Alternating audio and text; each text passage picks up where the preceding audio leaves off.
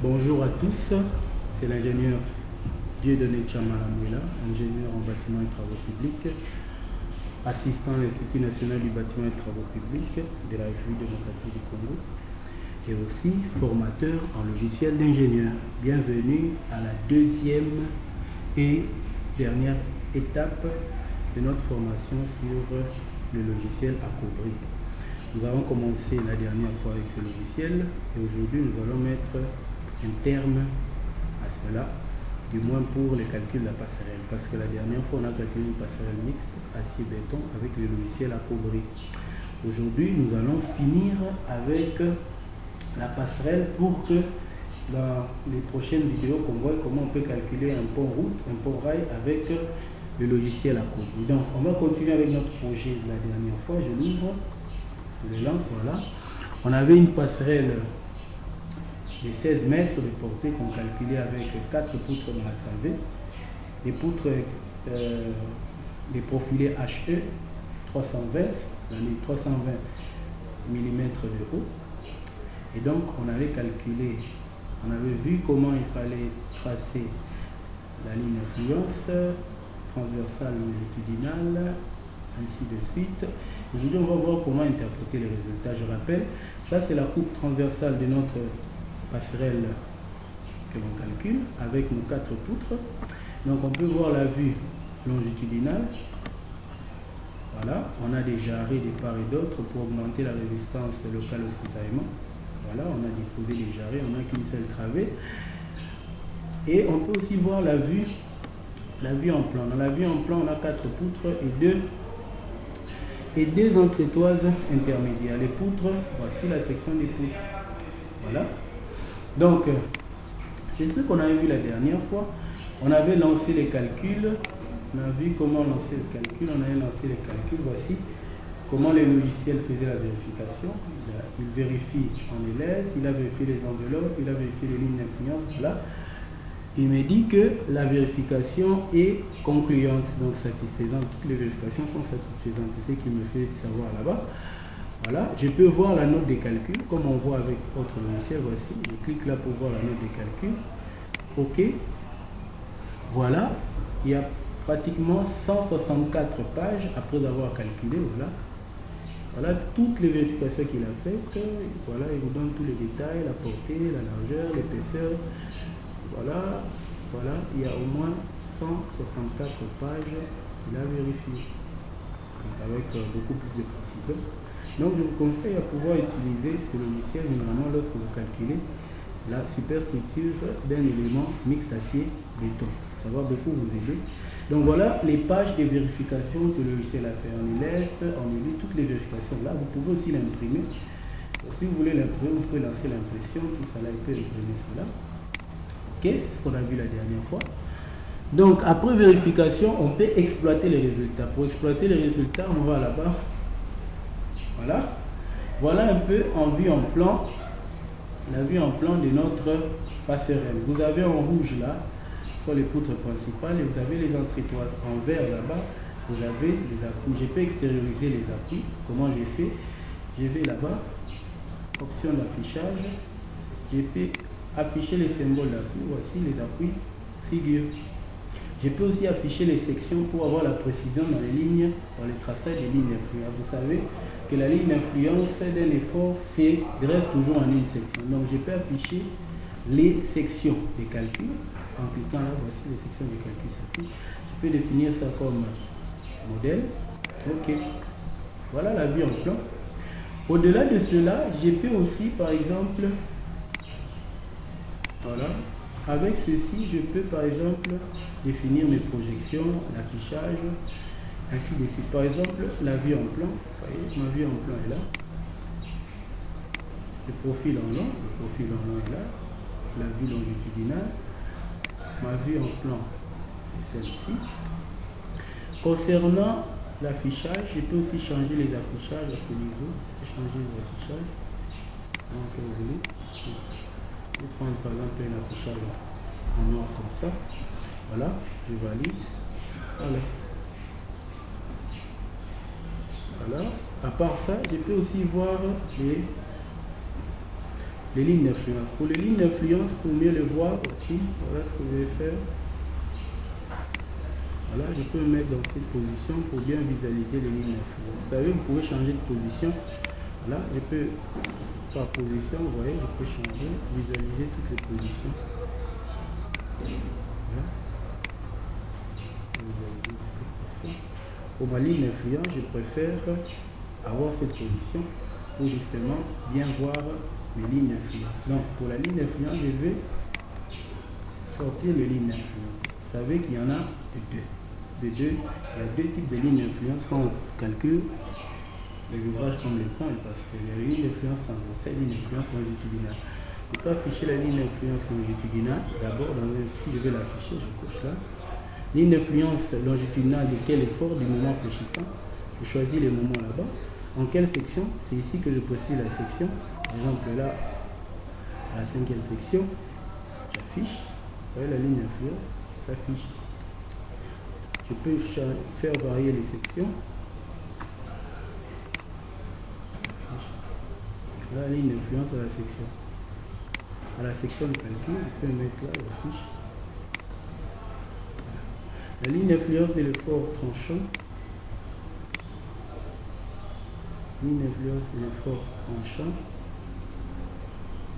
Là, je peux aussi afficher la ligne d'influence. Voilà, la ligne d'influence apparaît.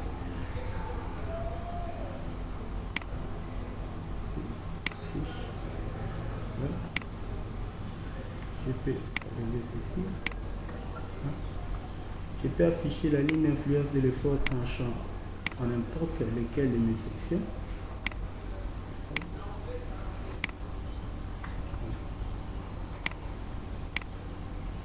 Ligne d'influence de l'effort tranchant. Gauche. Voilà la ligne d'influence. Je peux passer ligne d'influence de l'effort tranchant à droite. Voilà ma ligne d'influence.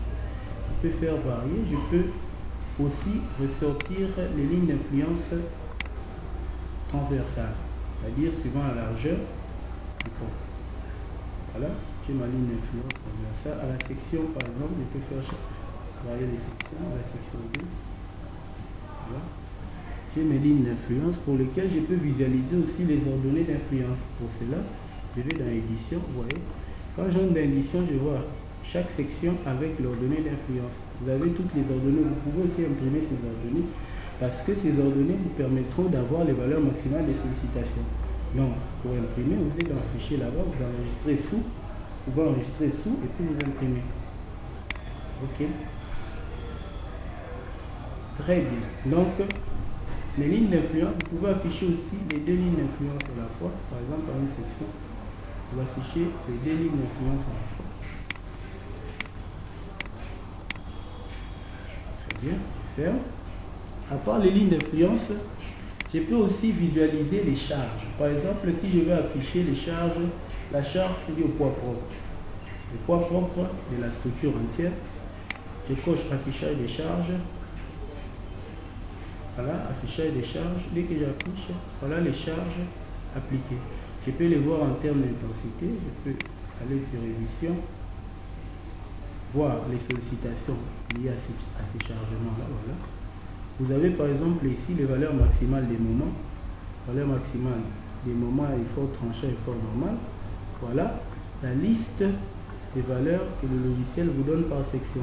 Ce sont les sollicitations, effort normal, moment, effort tranchant. Voilà. Donc, vous pouvez aussi, par exemple, afficher la charge de la superstructure tout entière. Voilà, afficher la charge de la superstructure tout entière. Je peux par exemple avoir aussi besoin d'afficher la déformée. Vous voyez, la déformation de la structure avec application de la charge de la superstructure. Si je m'intéresse au poids propre, je peux voir aussi la déformée. C'est ça, déformée de la structure liée au poids propre. Je peux visualiser aussi les valeurs des déformés. Voilà. Je vous donne les valeurs des déformés dues au poids propre. Voilà. Je peux aussi, donc nous sommes dans l'exploitation des résultats, je peux dans l'exploitation des résultats, je vais enlever les déformer et les charges pour continuer avec les couches. Voilà. Je peux aussi, par exemple, voilà, ce sont les différentes combinaisons qu'il a faites en élu et en LS. Voilà. Voilà, combinaison en élu, combinaison en LS. Voilà. Voilà.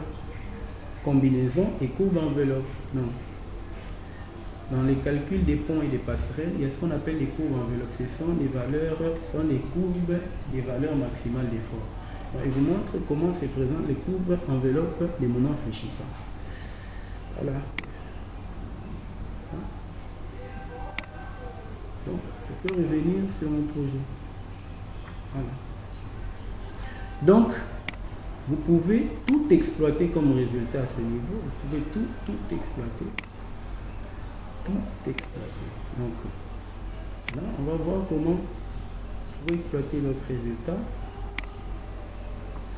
Par exemple, je peux aussi m'intéresser, on a vu les déformer, je peux m'intéresser à voir les différentes vérifications qu'il a fait. Par exemple, ici, vérification, état limite de service pour les flèches, vérification de la flèche. Voilà les diagrammes des flèches. On montre les diagrammes des flèches. Ça, c'est le diagramme des contraintes inférieures de la poutre, si je veux le voir. Diagramme des cisaillements.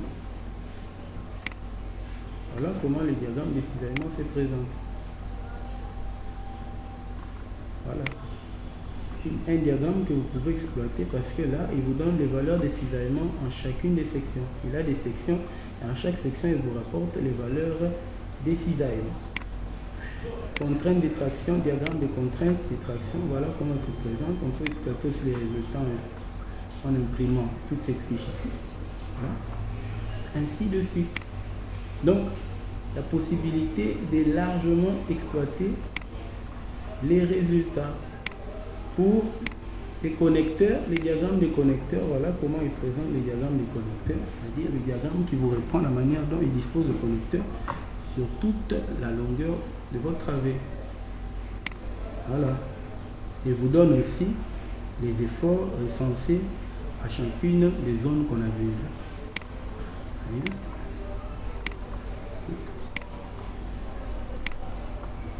Voilà un peu ce qu'il en est de l'exploitation des résultats. C'est très simple d'exploiter les résultats.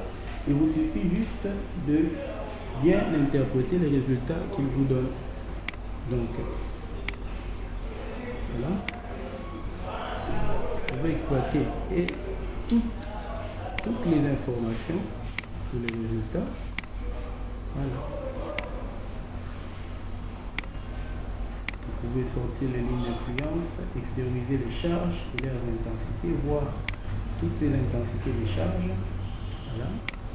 Vous pouvez aussi, on va enlever les symboles de charge.